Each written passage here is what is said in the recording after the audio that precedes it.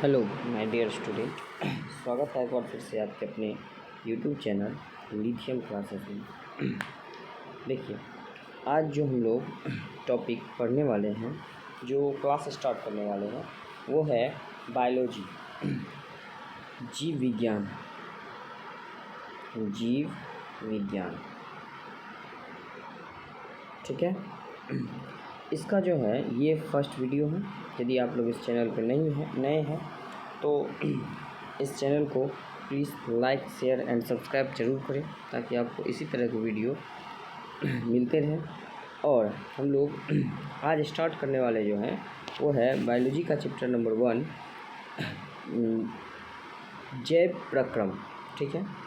देखिए, आप लोगों का जो बिहार बोर्ड में जो क्वेश्चन पूछने वाला है, जो साइंस का पेपर होता है, वो तीन होता है। जैसे एक सबसे पहले आपका फिज़िक्स आएगा, ठीक है। दूसरा जो आएगा वो आपका आएगा केमिस्ट्री, और तीसरा जो आएगा वो आपका होगा बायोलॉजी। तो हम लोग स्टार्ट जो आज करने वाले हैं, मतलब हो गया कि एक आपका आएगा भौतिक, ठीक है, और साइंस का ये पार्ट है। साइंस जो आप लोगों का पूछा जाएगा उसमें तीनों से ये क्वेश्चन आए, तीनों से रहेगा। पहला भौतिकी, दूसरा रसायन शास्त्र, और तीसरा रसायन शास्त्र, और तीसरा जो होगा आपका वो होगा जीव विज्ञान से। तो हम लोग आज जो स्टार्ट करने वाले हैं वो करने वाले हैं जीव विज्ञान, ठीक है। तो आइए हम लोग देखते हैं पहला चैप्टर जो है जीव विज्ञान का, वो है जैव प्रक्रम, ठीक है। तो जैव प्रक्रम ये होता क्या है, इसके बारे में पहले समझते हैं। ये होता है कि जैव प्रक्रम सजीवों से संबंधित दुनिया की सारी क्रियाएं जिनके द्वारा जीवों का अनुरक्षण होता है, जैव प्रक्रम कहलाता है। मतलब कहने का हो गया कि सजीव से संबंधित दुनिया की सारी क्रियाएं, मतलब दुनिया में जो भी सजीव वस्तुएं हैं जो अपना वो जीवन यापन करते हैं, वो जैव प्रक्रम कहलाता है। जो अपना जीव अनुरक्षण संरक्षण करता है, अपने जनसंख्या में वृद्धि करता है, आकार में वृद्धि करता है, बड़ा होता है, मरता है, ये सब जो क्रियाएं हैं वो जैव प्रक्रम के अंतर्गत आता है, ठीक है। चलिए, ये जैव प्रक्रम का हो गया। इसमें है क्या जैव प्रक्रिया के संचालन के दौरान जीवों में वृद्धि, टूट फूट आदि को रोकने के लिए जीवों को ऊर्जा की आवश्यकता होती है। जीव जिसे खाद्य पदार्थों से पोषण के रूप में प्राप्त करते हैं। अब देखो, इसके बारे में समझते हैं। कहा है कि जैव प्रक्रिया के संचालन के दौरान जीवों में वृद्धि, टूट फूट आदि को रोकने के लिए जीवों को ऊर्जा की आवश्यकता होती है। देखिए, हम लोग जो है ना, अपने शरीर के विकास से लेकर, ठीक है, या एक छोटा सा घाव भी हो जाएगा, उसको भरने के लिए हमें सबसे पहले ऊर्जा की आवश्यकता होती है। या हम काम भी करेंगे, जैसे मान लीजिए कोई लेबर मजदूर में जाता है, या पढ़ते हैं हम लोग, या पढ़ने के क्रम में जो भी काम करते हैं, ये जितना भी सारी क्रियाएँ करते हैं, काम करते हैं, ये जो है ना, इसके लिए हम लोगों के शरीर में खाना पीना जाना आवश्यक है। जब खइबे नहीं करेंगे तो सकेंगे कोई काम करने में कैसे, ठीक है। तो ये उसी के अंतर्गत आता है, ठीक है। उसके बाद है जीव पोषण प्राप्त कर जटिल खाद्य पदार्थों को सरल बनाने में अपचयन एवं उपचयन अभिक्रियाओं द्वारा संपन्न करते हैं। इस अभिक्रिया को संपन्न होने में श्वसन महत्वपूर्ण योगदान निभाता है। देखिए, हम लोग जो भी काम करते हैं, क्रिया करते हैं, या खाना पीना खाते हैं, या मान लिया जाए कोई भी काम करते हैं, तो सबसे पहले तो हम लोगों को जीने के लिए सबसे पहले श्वसन की आवश्यकता होती है। जब तक हम लोग सांस नहीं लेंगे, ये हम लोगों का बायोलॉजी में दूसरा चैप्टर भी है, श्वसन, ठीक है। इसके बारे में और डिटेल में चर्चा करेंगे अगले चैप्टर में। इससे ये लेकिन पता होना चाहिए कि जीवों को जीने के लिए श्वसन की सबसे ज़्यादा आवश्यकता है, ठीक है। तो इस बात का ध्यान रखेंगे आप लोग। चलिए आगे चलते हैं। पृथ्वी पर पाए जाने वाले सभी जीव लगभग बहुकोशिकीय होते हैं, एवं कुछ ही जीव एक कोशिकीय होते हैं। देखिए, बहुकोशिकीय जीव किसे कहते हैं? बहुकोशिकीय जीव कहते हैं वैसा जीव जिसका शरीर बहुत सारे कोशिकाओं से मिलकर बना हो, जिसमें बहुत सारा कोशिका से मिलकर बना होगा, उसे हम लोग कहते हैं बहुकोशिकीय जीव। जैसे मनुष्य, ठीक है, जानवर, पक्षी, ये सब जो क्या है ना, इसमें बहुत सारे कोशिकाएं मिलकर छोटा छोटा कोशिका मिलकर हमारे शरीर बना हुआ है, तो इसे कहते हैं बहुकोशिकीय जीव। ठीक है, समझ में आ गया बात। उसके बाद होता है एक कोशिकीय जीव। एक कोशिकीय जीव कुछ ही होते हैं जो एक कोशिका का बना होता है, उसे एक कोशिकीय जीव कहते हैं। जैसे अमीबा होता है आपका, और दूसरा होता है अमीबा हो गया, या दूसरा हो गया पैरामीशियम। ठीक है, चलिए आगे बढ़ते हैं। कोशिकीय जीव में खाद्य पदार्थ ग्रहण करने के लिए या गैस के आदान प्रदान करने के लिए कोई निश्चित अंग नहीं होता है। यह अपना सभी क्रियाएं विसरण क्रिया द्वारा करते हैं। ठीक है, तो ये सारी क्रियाएं जो हैं एक कोशिकीय जीव में खाद्य पदार्थ ग्रहण के लिए कोई अंग नहीं होता। जैसे देखिए हम लोग बहुकोशिकीय जीव हैं, हम लोगों में क्या है कि हम लोग खाना खाने के लिए हमको मुख का आवश्यकता है, हम लोग मुंह में खाना खाते हैं तब पेट भरता है। ठीक है, लेकिन एक कोशिकीय जीव में जैसे अमीबा हो गया, पैरामीशियम हो गया, इसमें होता क्या है कि कोई जो है ना खास अंग नहीं होता है जिसके द्वारा वो खाना खा सकता है। ठीक है, चलिए उसके बाद है बहुकोशिकीय जीव में खाद्य पदार्थ एवं गैस को प्राप्त करने के लिए एक खास परिवहन तंत्र या अंगतंत्र होता है जो शरीर के एक हिस्से से दूसरे हिस्से में पहुंचता है। बहुकोशिकीय जीव में खाद्य पदार्थ एवं गैस को प्राप्त करने के लिए एक खास अंग होता है। जैसे देखिए, कहने का मतलब है बहुकोशिकीय जीव में खाना खाने के लिए हम लोगों का एक जो है मुंह है जिसके द्वारा हम लोग खाना खाते हैं। ठीक है, और सांस लेने की, गैस लेने की, मतलब गैस जो है ना छोड़ते हैं या जो है ग्रहण करते हैं। जैसे हम लोग कार्बन डाइऑक्साइड छोड़ते हैं और ऑक्सीजन लेते हैं, इसके लिए नाक, ऐसे हम लोग सांस मुंह से भी ले लेते हैं, लेकिन नाक का जो है ना महत्वपूर्ण योगदान है। जैसे कि बहुकोशिकीय जीव में खाद्य पदार्थ एवं गैस को प्राप्त करने के लिए एक खास अंग है। जैसे हम लोगों में क्या है, मुंह है और नाक है। ठीक है, चलिए आगे बढ़ते हैं। जीवों में जैविक क्रिया के दौरान कई प्रकार के हानिकारक एवं अवशिष्ट पदार्थ का निर्माण होता है जिसका शरीर से निकालना उत्सर्जन क्रिया कहलाता है। अब देखिए, हम लोगों के शरीर में एक उत्सर्जन अंग होता है, जिससे हम लोगों का क्या होता है, अवशिष्ट पदार्थ शरीर से बाहर निकलता है। ठीक है, जैसे वो अवशिष्ट पदार्थ होता है, जैसे मान लिया जाए यूरिन बोलते हैं। ठीक है, जिसको हम लोग मूत्र बोलते हैं, ये निकलता है, इसके लिए एक खास अंग है। उसके बाद आप लोगों का मल, शरीर से मल निकलता है।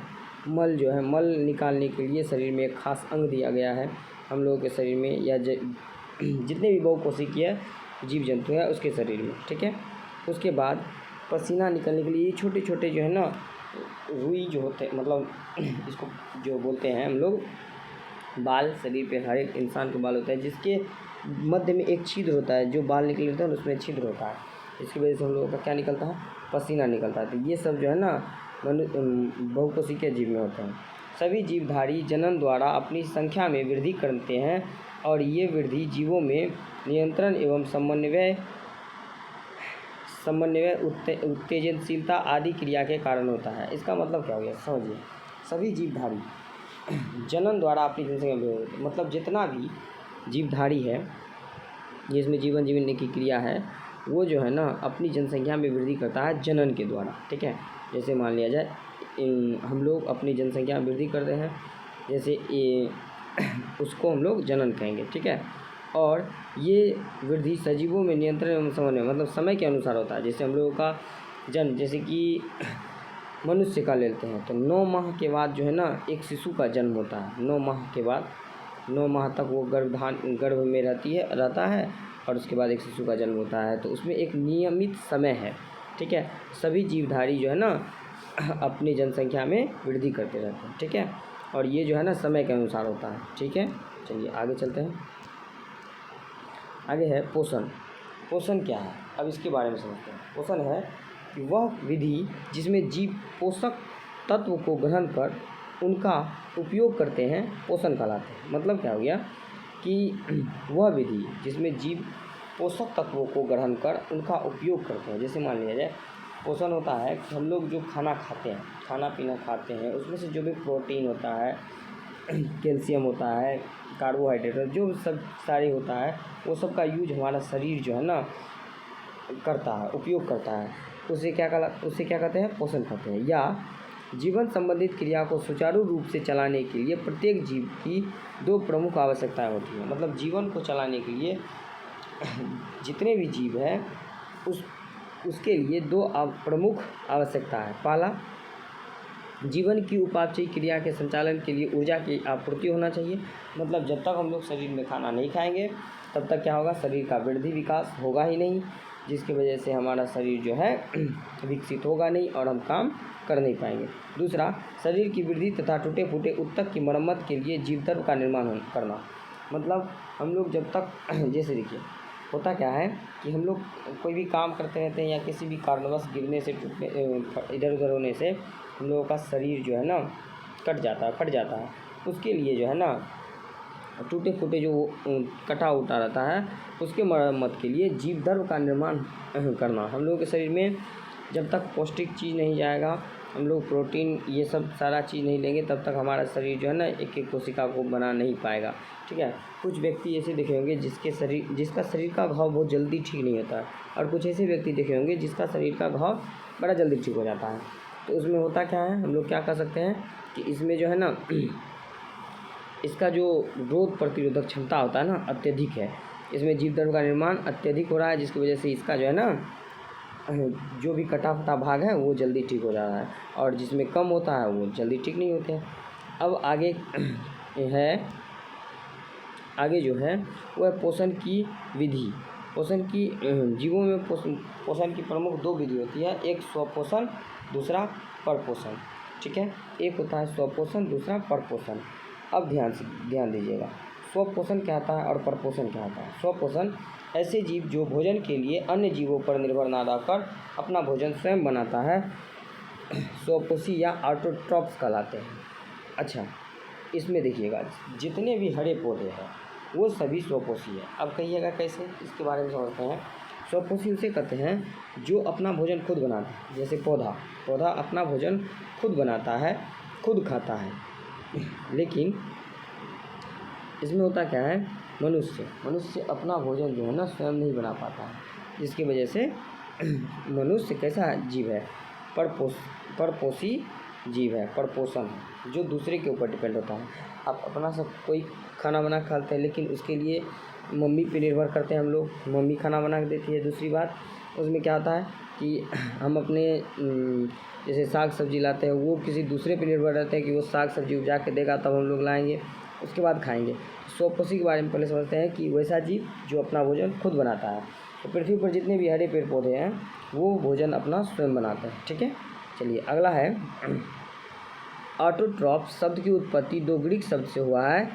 पहला ऑटो, दूसरा ट्रॉप्स। ऑटो का मतलब होता है स्वतः या स्वयं। ऑटो का मतलब होता है स्वयं, खुद से, और ट्रॉप्स का मतलब होता है पोषण, मतलब स्वयं अपना पोषण करना। ठीक है, वह स्वपोषण कहलाता है। जैसे अब अगला है, इसमें क्या कहता है, हरे पौधे स्वपोषी होते हैं। हरे पौधे क्या होते हैं? स्वपोषी होते हैं। पौधों के पत्ती में एक प्रकार की रचना होती है जिसे हरित लवक या क्लोरोप्लास्ट कहते हैं, एवं क्लोरोप्लास्ट में हरे रंग का वर्णक पाए जाते हैं जिसे पर्णहरित या पर्णहरित क्लोरोफिल कहते हैं। याद रही बात, ध्यान दीजिएगा, ऑब्जेक्टिव यहीं से फंसेगा आप लोगों को।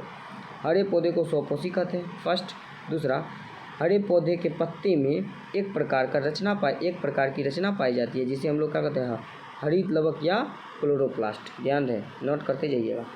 एवं क्लोरोप्लास्ट में हरे रंग का वर्णक होता है। क्लोरोप्लास्ट में क्या होता है? हरे रंग का वर्णक होता है। क्लोरोप्लास्ट में क्या होता है? हरे रंग का वर्णक होता है, पाया जाता है, जिसके कारण उसे पर्णहरित क्लोरोफिल कहते हैं। ठीक है।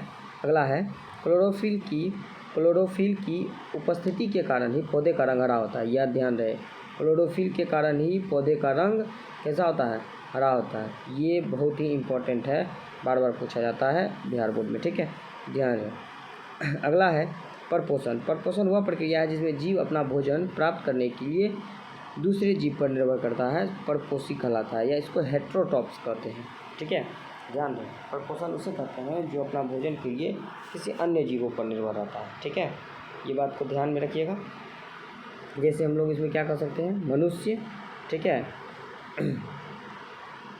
अब अगला देखिए, हेटेरोट्रॉप्स ग्रीक भाषा से लिया गया है। हेटेरो का मतलब होता है विषम या भिन्न, या पर ट्रॉप्स का मतलब होता है पोषण। बताए थे, इसका मतलब हो गया कि वैसा जीव जो अपने भोजन के लिए किसी अन्य जीव पर निर्भर रहता है, स्वयं अपना भोजन खुद से नहीं बनाता है। ठीक है, उसे परपोषण कहते हैं। ठीक है, तो देखिए थोड़ा थोड़ा करके हम लोग पढ़ेंगे। आज के लिए जो है हम लोग यहीं तक रहेंगे। ठीक है, इसके लिए आगे चर्चा करेंगे हम लोग अगले वीडियो में, ताकि वीडियो लंबा हो जाता है जिसकी वजह से आप लोग देखने में थोड़ा सा कठिनाई करते हैं। इसीलिए हम लोग थोड़ा थोड़ा पढ़ेंगे, रेगुलर पढ़ेंगे, और आप लोग जो है थोड़ा ध्यान से इसको पढ़िए और अच्छे से पढ़िए, यही कहेंगे। और जो है ना, यदि आप लोग इस चैनल पे नए हैं तो इस चैनल को लाइक कीजिए, सब्सक्राइब कीजिए, और जो है इस पर इसी तरह के क्लास 10th के विषय में मैथ्स, फिजिक्स, केमिस्ट्री, बायोलॉजी, आपको प्रत्येक सब्जेक्ट की जानकारी इस पे देते रहेंगे। और आप लोगों के एग्ज़ाम के लिए हम हमेशा तत्पर हैं, इसीलिए हम बार बार कह रहे हैं कि इस चैनल को आप सब्सक्राइब करिए, ताकि जो है इसी तरह के वीडियो आपके पास पहुंचते हैं। ठीक है, धन्यवाद।